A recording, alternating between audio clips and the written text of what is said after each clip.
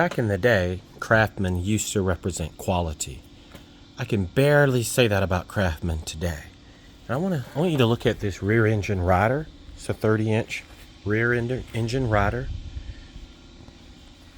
It's probably really shiny and cute looking in the store.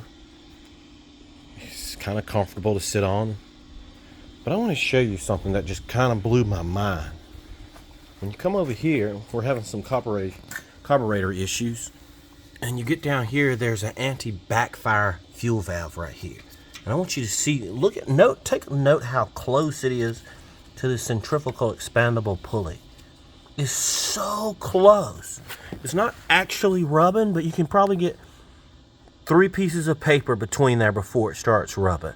It's just so close. It's crazy close. Let's see if I can zoom in a little bit more. Look at how close it is. I'm shocked at how close it is. The wires are just about ready to rub and short out on there.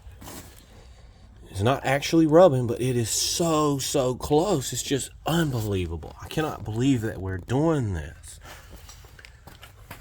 If you want a quality more, just don't buy this. These companies keep producing. I'm just trying to show you how close this is. Look at that. Look at that. Can you believe that? This little valve, look at how close it is to that pulley. It's so close. It's so crazy close. If this ever develops any wear and shakes just a little bit, it's going to knock that. And it's going to cause problems. And there's almost nothing I can do. There's nothing I can do. It's a design issue. So anyway, guys, I'm just trying to warn you about this type of equipment. Yeah, it might have been $200 cheaper than the next one up. But just these companies here keep producing garbage, and the life cycle of it is like 7 or 8 months, maybe 2 years, versus 20 years on a lot of the older equipment. The life cycle is so short, it winds up in the dumpster, in the trash.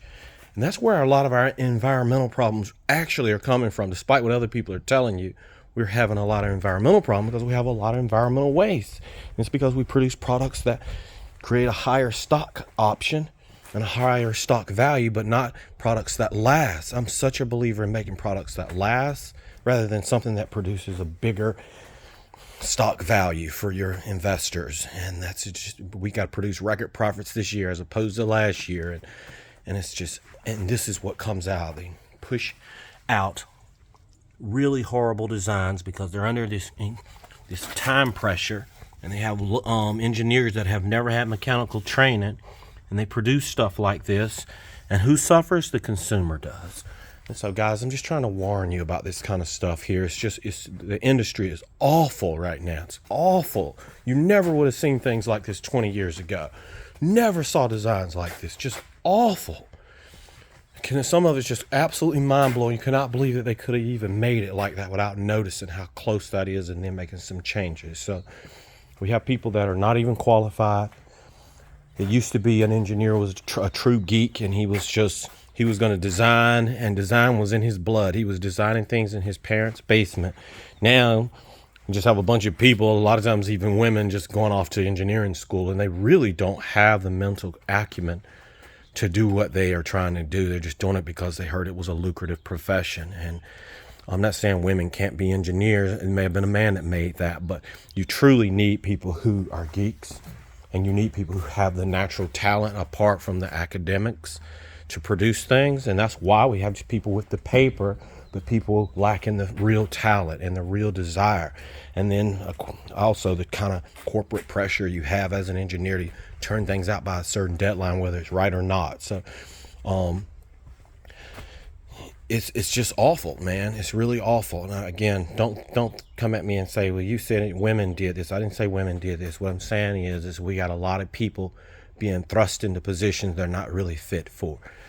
And it used to be people who did these types of designs and made things. They were just geeks.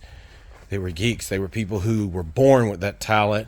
They already knew what they were going to be when they grew up, and they were made for it. And if you have people like that designing things, it's going to be designed right because they have the natural talent.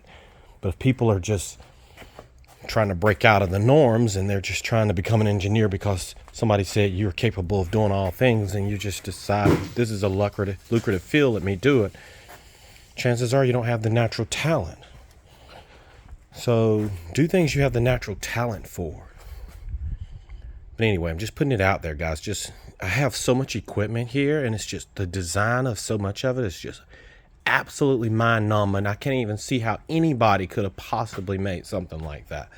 So anyway, I'm gonna stop this video, but just be aware of this kind of thing.